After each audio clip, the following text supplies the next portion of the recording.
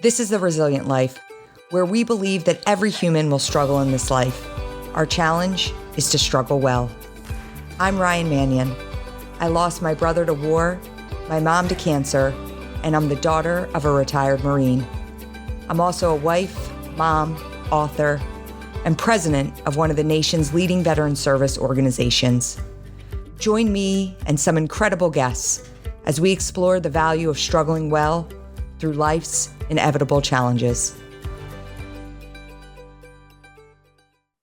All right, and welcome to another episode of the Resilient Life podcast, coming to you today with one of my good friends, Mr. Invincible, Vince Papale. Vince, welcome to the Resilient Life. It's great to be here with the Resilient Life. We had to be a little resilient to get this audio straightened out, but yeah, Ryan, it's really cool, and I know just a second or two. I'm looking forward to seeing you all down in Jupiter, Florida.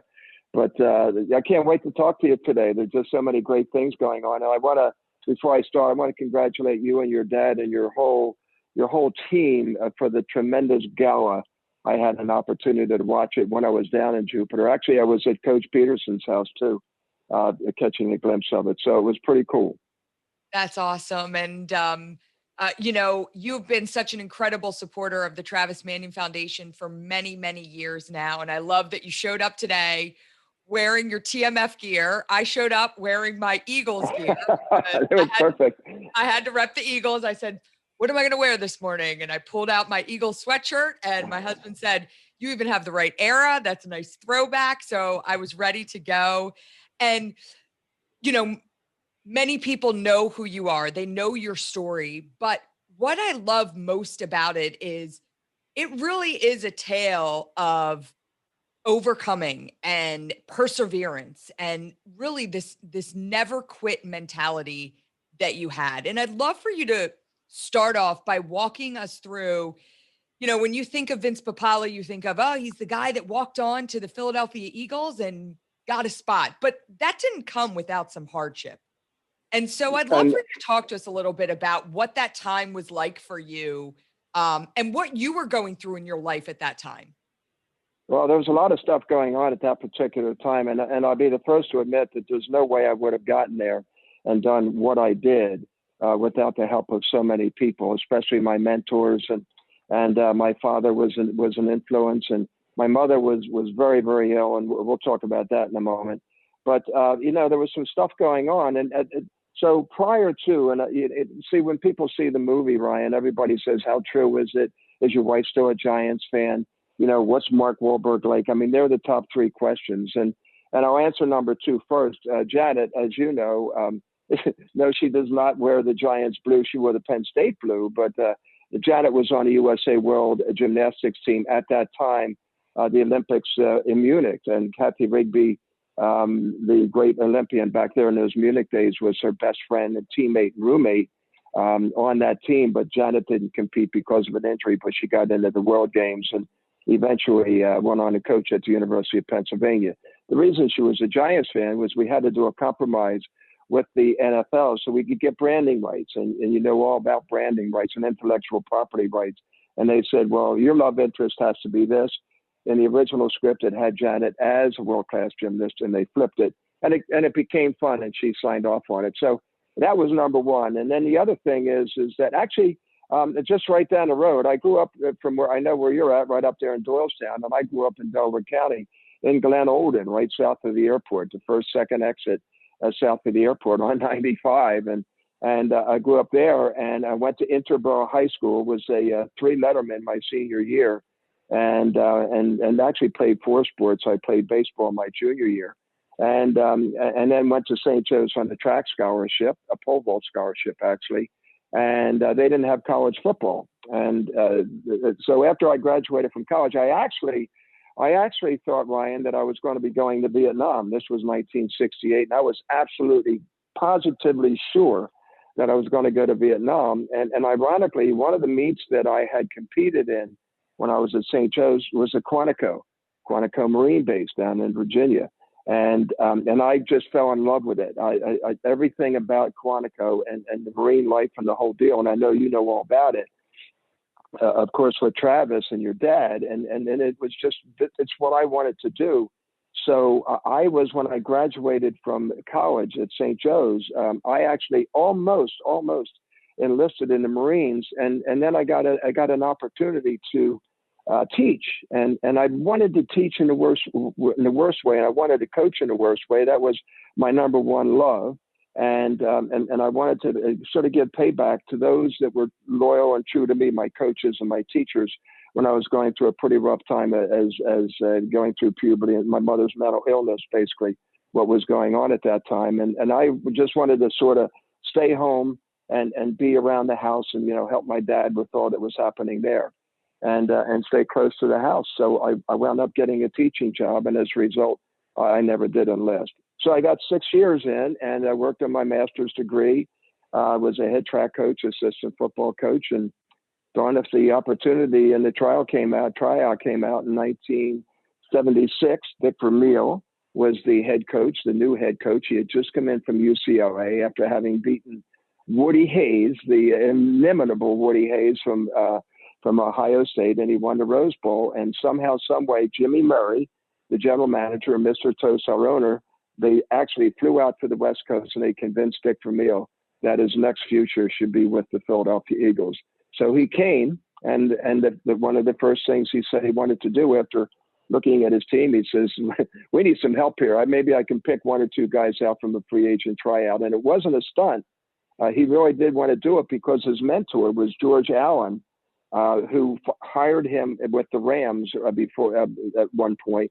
And George Allen was the guy this was before he went to UCLA. And that was sort of his mentor. And George Allen, back in the day, had a free agent tryout, and he grabbed a couple guys from it that went on to be stars on his team. So Dick was just sort of following his mentor, and he had that free agent tryout. And of the couple 300 that showed up, one guy stuck to the fan, as they say. You throw it up against the fan, something's going to stick. And I guess I was the guy that stuck. I was hanging on for dear life, and wound up making the team. And, of course, now not making the team, I wound up getting a contract that day for an astounding and an absolutely whopping $21,000. And I think with that the contract that these guys are getting now, they get $21,000 a minute, for crying out loud. But hey, man, it was let me tell you, Ryan, it was the best. I mean, I was teaching school and working on my master's, and I was just about making double figures. So it was a good deal, but still I had to make the team. And so what I decided to do is they told me that I could train at Veterans Stadium every day, and I actually was taken over by a guy by the name of Gus Hoffling, who trained Mike Schmidt, some great Philly athletes, Roman Gabriel, Steve Carlton. They were his three mentees, and he trained them more in martial arts and natural weight training than anything else. And he took me under his wing and just tortured me and got me all stretched out and get me ready for the rigors of the NFL, because I had no idea what I was getting into. And as a track guy, I took care of the conditioning side and the running side by myself. I was a big proponent of interval training and a combination of distance training to create the base. So that combo had me ready for one of the coolest experiences I've ever been through. It wasn't sort of like a training camp in the military, but it was pretty tough for me, but, because of the condition I was in, I was able to sort of keep my mind focused while other guys were breaking down and literally cutting themselves. And, as they say, the rest is history. I wound up actually making the team, and next year went on becoming voted captain of the team. And I got to last 3 years active, and then my 4th year injured reserve after blowing both my shoulders out. So I got 4 years, and the ultimate last laugh, Ryan, I got a pension, and then it was 2020, about 18 years ago, NFL Films comes and says, we want to do a feature comparing you to Rocky. And then that was the seed that cultivated and grew the movie Invincible. And because of Invincible, I get to meet your dad, who's now one of my closest friends, and a couple of other guys, and just totally changed my life. I got to meet you and become so attached to your family and become a part of the foundation. But I'll never forget speaking down at Andrews Air Force Base for the first time. I couldn't breathe for about 2 days prior to that, thinking there were going to be all this brass there and all these important people. I'm thinking, what the hell am I going to say that can it light up anybody in that crowd? But I guess I passed the audition because I'm still around, so I appreciate that. You passed the audition for sure, and I love how you gave that overview. And so you give this overview, but I'd love to dive a little bit into some of this because, first of all, you're glossing over the fact that you decided to walk on and try out for the Philadelphia Eagles, yet you had not played college football. So Yeah, no college football at St. Joe's. I was track guy all the way, and even if there was obviously, a college yes. football team, I wouldn't be able. They wouldn't let me play. My coach, actually, the basketball coach, asked me if he wanted me to play for them. And that was Jack McKinney at the time, because I was always playing pickup basketball, and I was playing against some of the guys that were on his varsity team, and he thought I had the skills. I think more than anything, he wanted me to be like a dummy, you know. But he asked the track coach if I could join the team. He was going to bring me in. I was already under scholarship, and the track coach denied me the opportunity. So it was a track run all the way through. But you know, that's the decision I made, and had to stay with it. You know, like, you know about anything, Ryan, and your family knows about life is all about commitments and being true to those that gave you an opportunity. And back then, nobody knew me. You know, I was a flash in the pan pole vaulter that went from pole vaulting across the creek in the housing project to being a foot and a half off the world's record in a matter of 3.5, 4 months. And I mean, how that happened, I don't know, but it just happened. Well, obviously, you're an athlete, but I think it's so interesting when you look at sports today and you look at youth sports in particular, these kids are driven to pick a sport. And at a very young age, when I was growing up, I was like you. In high school, I played multiple sports. Growing up, I played everything from t-ball to softball to soccer to, I mean, literally everything. Basketball. I mean, my dad wanted me to be a basketball star. He didn't, forgot about the fact that I was, 5 foot tall. So that didn't work out too well for him.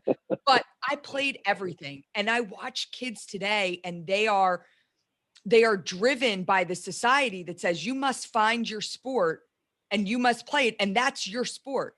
And so your story is so interesting, and it's such an interesting case study in this idea that if you're an athlete, you're an athlete, right? And you are an incredible track star, and yet you decide, I'm going to walk on and try out for a football team. Obviously, through watching the movie, it's not that you played football in high school. You continued to play football recreationally throughout college when you were older. I guess pickup games and stuff as the movie. Right, and the rough touch leagues. Yeah, the rough touch Right. thing that you saw, and the Cannon's Cafe and the Maximilian's Tavern. There really is a Max's in Prospect Park. It's called the Tumble Inn now, but it's there, and that was my football, and I started playing semi-pro football, and then that led to another thing, the World Football League, and then the World Football League got up to the NFL. So the movie cut off those things, but getting back to what you were saying, it was sports. Look, for me, I grew up in a housing project. We're all baby boomers. All our fathers are working on the river. My dad, his son, he's Westinghouse. The guy next door to me, he's over Baldwin, Lima, Hamilton. They're building engines, for trains, and then people at Sunship and Scott Paper, all those big corporations that were right on the river, right by the Philadelphia airport. That's where all our parents, our dads were. And our release was sports, and any chance we got to be outside, we were outside. And there was a park just a half a mile away from us. And that's how we grew up. And we grew up with the love of sports. And now what they're doing is you're absolutely right, Ryan. They're trying to pigeonhole them into something. And I think that's one of the biggest mistakes a parent could make, because it just sets up the quotient or the factor for failure at a greater height and than anything else. Just experience everything, and eventually, as you grow up and you get later on in high school years, everything will stick. But here I was in high school, lettered in football, lettered in basketball, lettered in track. And my junior year, they told me I was too small to play football. I lettered in baseball. you just did what you did. Sports was our life back then, and it was our release. Now there's just so many other, there's so many other distractions. Obviously, I don't have to get into that, but then it was pure, and there weren't too many distractions other than the opposite sex, and we Well, tried yeah, to stay focused. I also think too, the youth sports has become a money-making machine where it Absolutely. actually cancels people out from being able to participate in some of these levels. I mean, um, there were so many different intramural opportunities, and even in high school, my daughter, my oldest Maggie, she plays travel lacrosse and she plays year round and she loves it and she has a great passion for it. So anything she wants to do, we will stretch to give her the opportunity to do that. Hmm. The high school part of it is almost obsolete at this point. When I was in high school, they had recruiters that came and sat in the stands, and our coach would tell us, "Hey, we've got coaches from Penn State," and would rattle off from all these schools that's going to be watching today. They track you through these travel programs. Hmm. And if you're not a part of them, you're missing out. And I think to some degree, I think it's sad that it's not the same experience where kids can play intramural and go through junior high and high school. And still, if you're just doing that, you're not going to get noticed as an athlete. You have to do all these extracurricular travel club teams to actually be Hmm. competitive today. Um, and I think that's super hard. I think that's hard. And I think it's a lot of pressure on kids. And I'm very clear. We always say to our kids, listen, sports is about fun, and it's fun to be good.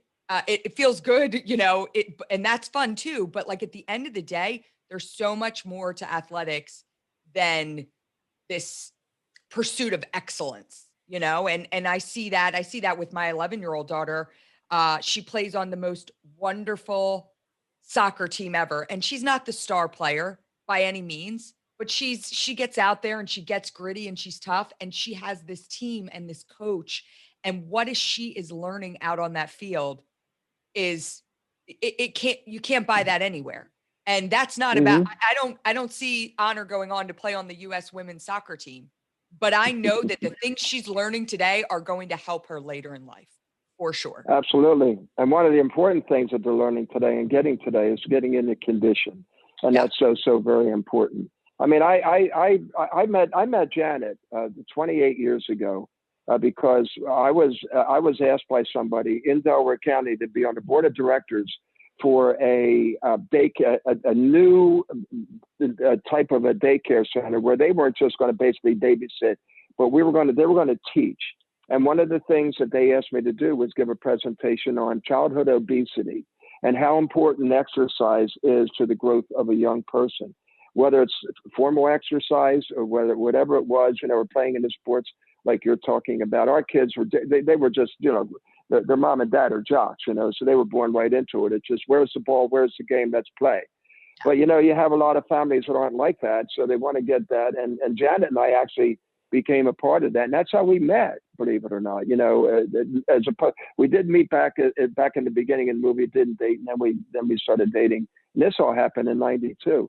And you're absolutely right, Ryan. And that's what pains me so much, because the kids are pigeonholed, the pressures that are put on them. And I had seen it happen. I'll tell you what, there were a couple of parents, and I was coaching Vinny from day one because I wanted to make sure that somebody wasn't going to take advantage of his athleticism. We saw him right from the beginning and said, this is something special. And I didn't want anybody to take advantage of it and wanted to keep an eye on it. And just I always tried to make it to be fun. And that was the key word that you just said right there.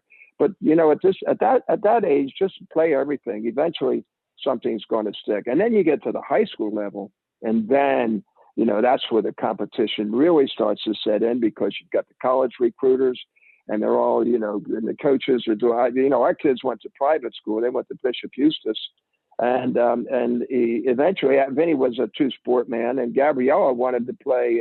She wanted to play a couple of sports. My daughter Gabby was a really fine lacrosse and hockey player, and did pretty well in gymnastics. But she wanted to cheer, and the cheer coach says, "Well, you can't do the other sports." And she says, "Well, I want to cheer." And she wound up being a competitive cheerer. So it is what it is. But, I like the fact that everybody gets an opportunity to just expand yourself, go out and play and have fun. But, and now, I mean, and so I'm listening this morning to a news, and there's a poor dad whose son, who he thought was going to go off to do whatever, and he took his own life. And one of the things was, he said he wrote this really nice note, and I'm like in tears this morning when I'm waking up hearing this story. And he just said, they took football away from me because of the COVID, and and they're taking it away next year. And he said, that was my life. And he says, I don't, but I obviously there were some other things going on, but still, now they're telling kids that they can't play sports and they're going to be locked in a house. I mean, geez, I'm so glad I'm beyond that with ours, and we're down in Florida where everything is wide open. Yeah, well, I will say that's been the toughest thing for us with the kids. They can handle, our two youngest are still in school full time. Our oldest is, in a hybrid model. That we can deal with. The sports was a really tough pill for my kids to swallow, especially my oldest going into high school, starting her high school career, and just hearing, sports are shut down. And I think the school did the best job they could to have this kind of she played field hockey in the fall, but like no parents could be there. And, I mean, it's tough. But and it even bigger, you bring up this bigger point to this idea that, conditioning and athletics, they play such a huge role in mental health. And I always joke about, and I wrote about it in my book, that when I was young, it didn't matter what I was dealing with. And if anything I was dealing with, whether I was sad or angry or unhappy, and I would express that to my dad, he would say, go for a run. That was always his cure to everything. Go for a run. And I truly believe there is such a strong connection in our mental health and well-being with our physical well-being. Like, we have to be active as individuals. My youngest was playing basketball and doing soccer training 2 nights a week, and really only doing that because he's 6 years old and he needs to run it out and get his energy out. And so this week was the first week where it was shut down. And my husband said last night, you're running a mile every single day. That's what you're doing, Travis. Every single day you're running a mile. So he took him down last night on the treadmill, and he comes up and Travis walks into the room and he said, Mom, I just ran a mile. I said, that's great, bud. And then I see Dave behind him and he's kind of like rolling his eyes. And I said, how'd it go? He goes, well, it took him 17 minutes. He complained a lot. He goes, but we got it done. And we, and that was the thing. It was like, all right, every night you're going to go and you're going to run a mile on this treadmill. You've got to do something to bring that connection to body and mind back, and to keep these kids active in any way you can. Just tough. Well, I'm in Cherry Hill, New Jersey right now. I'm back to my real home. And so we're flipping back and forth, but I did come back, and I was certainly aware of what was going on, with all the sports, and down there, everything's pretty wide open because you have the open spaces, and it's a little bit different mentality and political climate. So that's the way they set it up down there. But what you were saying, it's that combination. And when I talk about, anybody asks me about what's invincibility, I said it's a synergy between mind, body, and spirit.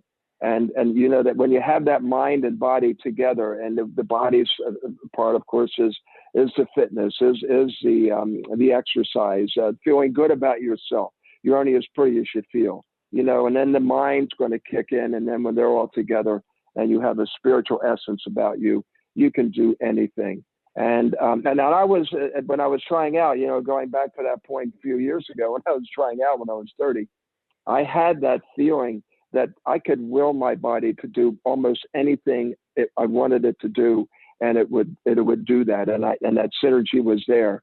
And then there was nothing, no matter what they were throwing at me. And you said right from the beginning, if you're an athlete, you can convert yourself, and you have to be agile, and the agility, not being able to go from left to right, but agility or pivot. The big word now is pivot, but it's the audible, or the agility to be able to transfer your skills, in my case, from one sport over to another sport. I was a decathlete, so a lot more stuff, the upper body was strong, the lower body. I had all that natural natural weight. And that was certainly really an asset for me as I was trying out for the team. But then, as you know, and anybody knows, when they're in competition, there's going to be that other force, and that's called the opponent, the person across from you. And then what are you going to deal with that? And, and then there's the other opponent, and is it you? Is it a lousy attitude? Is it being in poor condition?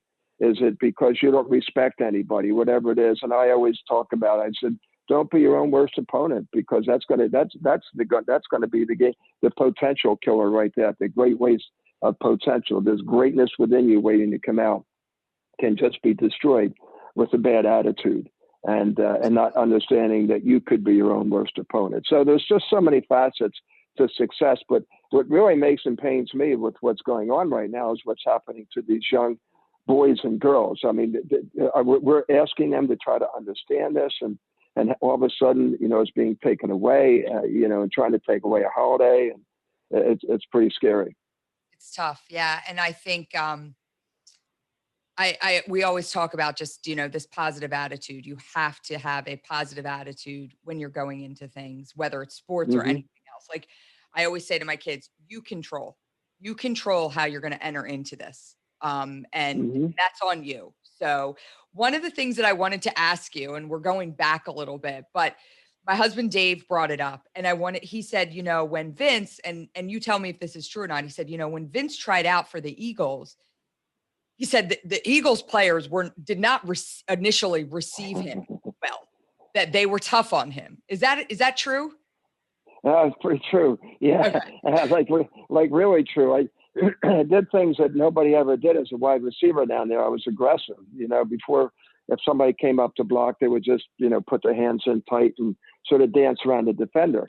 Well, I figured, well, I've got to make an impression somehow, some way. And when I started playing in the World Football League, I started just throwing my body around and blocking anybody and anything I saw. If it was moving, I hit it. And when I got up there in training camp and the veterans came in, they did not like my style of play. They didn't like my physical style of play. And then it sort of pissed them off that because I was a track guy and my conditioning was a little bit different than them, and I created that base that I really didn't fatigue all that much. I lost a lot of weight, and you get muscle cramps and stuff like that. But I was still able to, when I wanted to, I could still make that burst whenever I needed to do it. So aside from the burst and then doing some other things and then making a few catches and then catching the attention of the people in the stands. I understand this was a big part of the tryout, because the tryouts at Widener College then, now it's university, which is only 8 miles from Glen Oldham, where I grew up, where I went to high school. And so where my dad and I went to college. So that's right. Yeah. So that's right. So you know the neighborhood. And so next thing you know, my dad's buddy from Westinghouse are coming. The guys I played semi-pro, all the guys from Max's, the kids I taught and coached, my students at Interborough, they're all coming. And every time I catch a pass, the stands are going crazy. And then I said, well, let's make them get a little bit more crazy. So every time I catch a pass, I'd run all the way into the end zone. Now that didn't really settle too well with the defensive backs, because they thought I was a hot dog. And all I was trying to get the attention, because then the noise is happening. The coach turns around, Vermeil might have been on the other side, because there's a lot of units running. There's so many guys in camp that they could take over 100. He's looking, and there I am trotting back to the huddle with the ball in my hand. And then it would show up on film the next day. And one of the reasons why he kept me around was just the hustle factor. And I was catching the ball. I was making plays and all, but you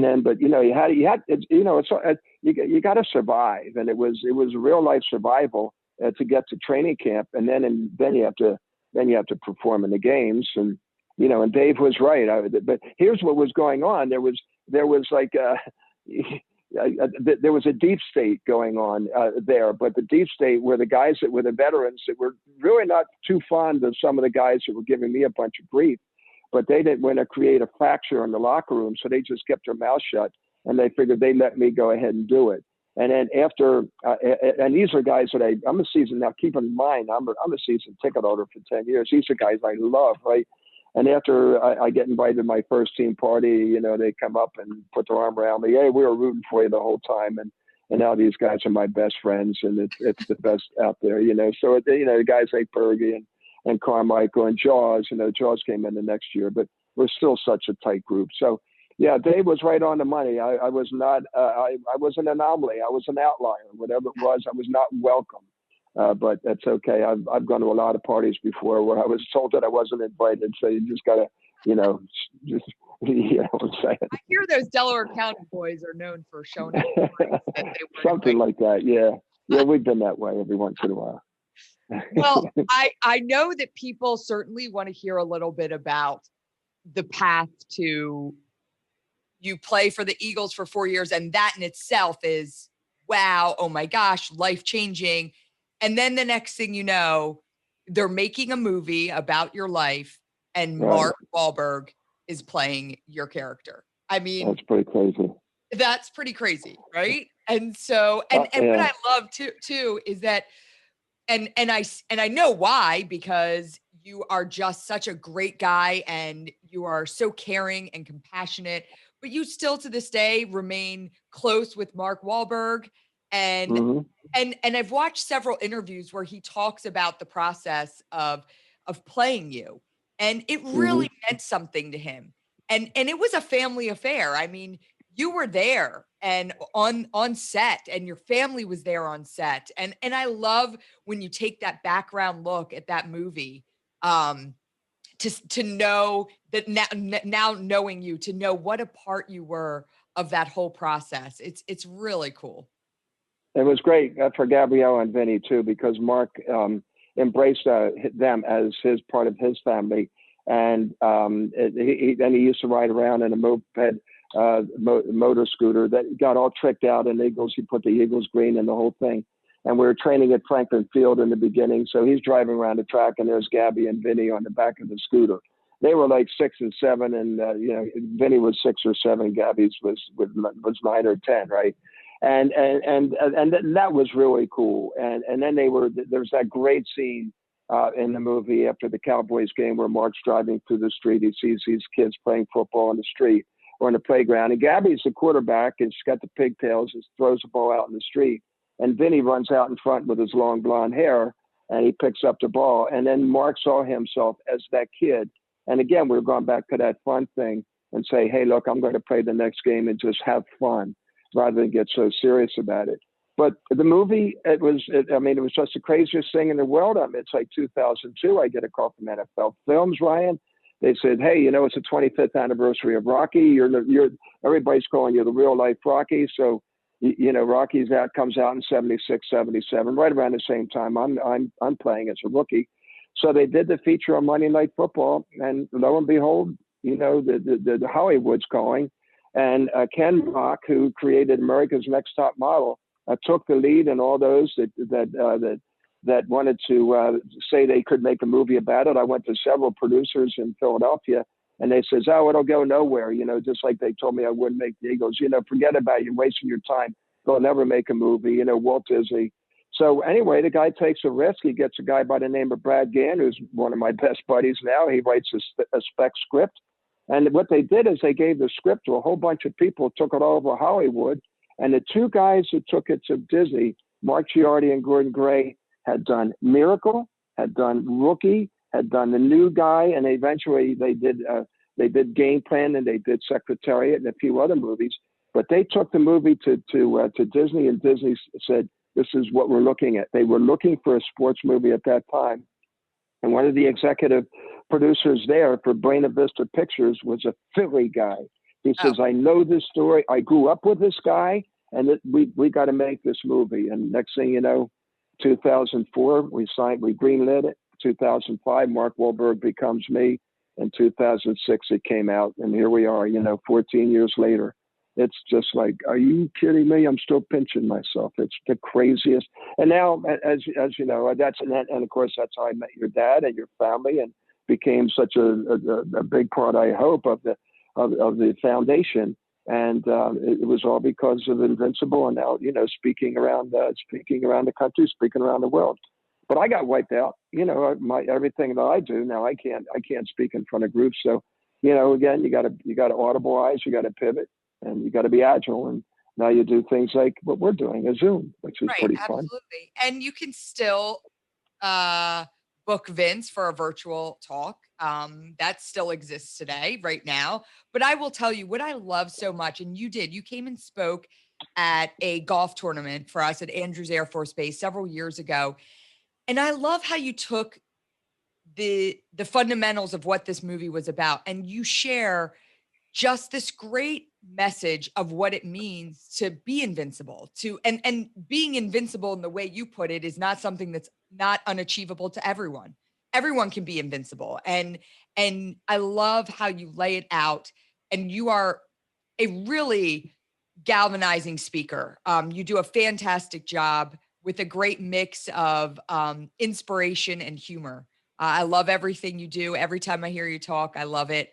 One of the things that I want to touch on before we wrap up is, and it's something that you talk about a lot when you're talking about the challenges you've overcome, but it's not something that was showcased in the movie Invincible. But you actually suffered from cancer, and Yeah. when was that, in 2001? Yeah, 2001, yes, 2000, and of course, with your mom, and it was just one. It was one of those things, and basically, I treated the cancer the way I treated going to training camp when I found out I had it, and I was going to go in for surgery. I found out that I had colon cancer, and our kids were, my God, they were 3 and 6 at that time, and I'm thinking, am I ever going to see them again? And, I was, when I first found out I had it, I was feeling so sorry for myself and, emotional wreck. And, hey, Dad, what's wrong with you? And I said, oh, my best friend just passed away. One of these kinds of things. They didn't know that I had cancer. When I went in for the surgery, a good friend of mine, Nancy Taviano, took the kids to the zoo to distract them. And then hey, where's Daddy? Well, he's just getting a little something going on. And they got it all, and they resectioned my colon.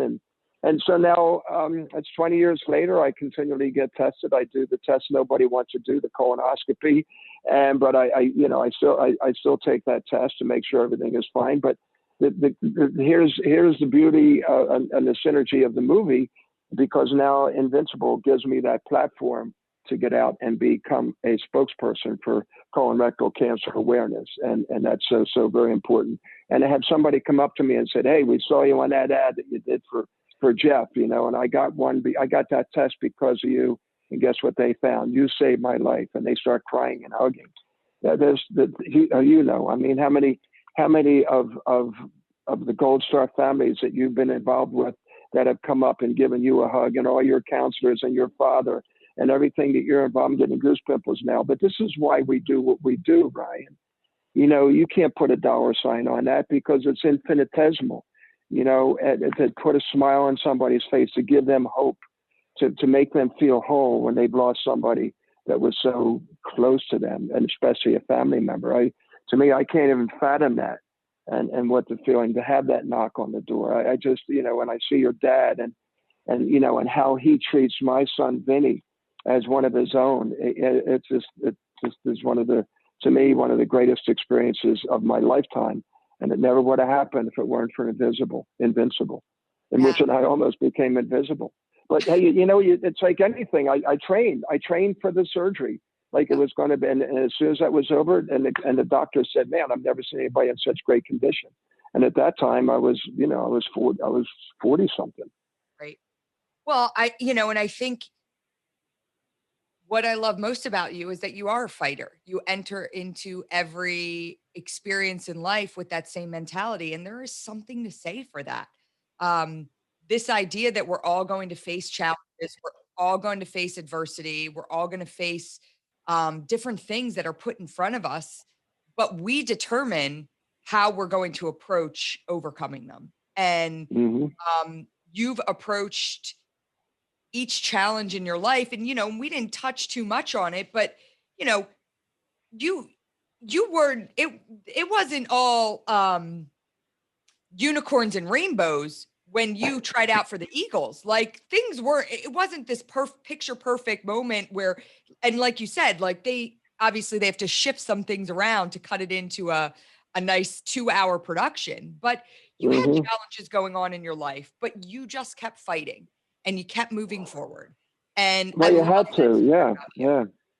You have to, and I touched on it briefly, and not to get into it, but mental illness is a big part of our family. And I think there might be a seed somewhere there, because I've seen it happen with people around me. And my mother, having suffered from anxiety and depression, and she was one of 9, and she had ringing of the ear, and it sort of took her out. And when I was growing up, and I'm in junior high school, and in high school, she's going through all this. I saw her being taken out of the house in a straitjacket, go to Haverford State Mental Hospital. I've been there. I've been there twice, 3 times, to visit my mom. That's not a pretty sight. And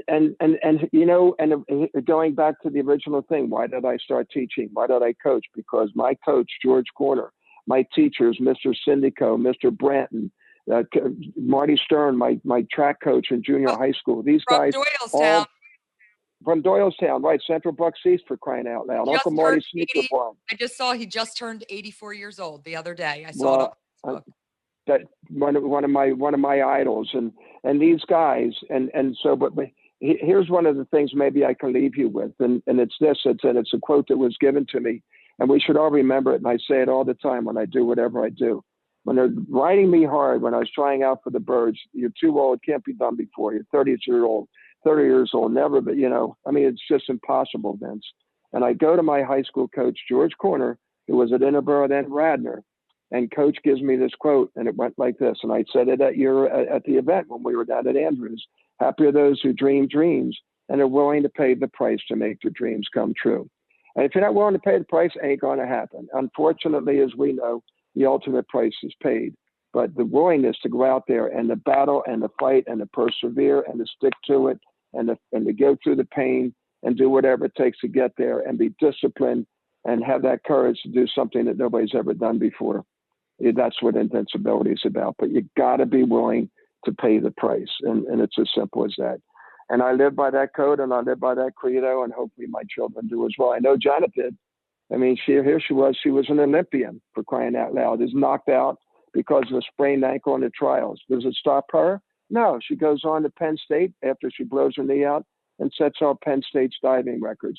And that's the pivot. That's the audible. That's, hey, one door slams, the other one opens up. So me, I don't get into the decathlon like I hoped I would.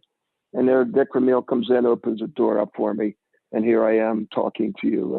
It's a butterfly effect with all those wings flapping, especially, how about the Eagles game the other day? That was a good one. That was a pretty good one. I did watch that one. Yes. Okay. So Vince, I always close it off by asking what living a resilient life means to you. But what I'd love you to do is, because I think you encompass it in that one quote, can you just repeat that quote again for our listeners? So here's the quote, and it goes like this. There's 2 quotes about dreams. One was a great poem given to us right before the Eagles were playing the Dallas Cowboys by Monsignor George Sharkey, and he was our team pastor. And it's a hold fast to dreams, for if dreams die, life is like a broken winged bird that cannot fly. And a lot of times when I'm signing an autograph, I'll just say, hold fast to your dreams. But the one where they were busting me really bad in 76 that George Corner gave me, happy are those who dream dreams and are willing to pay the price to make their dreams come true. Question is, are you willing to pay the price? And if you are, there you go. You're invincible. Yes. Yeah. Happy are those that dream dreams and are willing to pay the price to make those dreams come true. I don't think there's a better quote about how you achieve your dreams. I love it. I love you. I love everything you stand for. I love our friendship, your friendship with my dad. And I know that this is going to be an episode that resonates with people, not just from the sports angle, but from living life. I mean, I think you give a true testament of what it means to live life as a fighter. And that's the best way I can say it. You're a fighter. You just keep going. Vince Papale, thank you so much for joining us today on the Resilient Life podcast.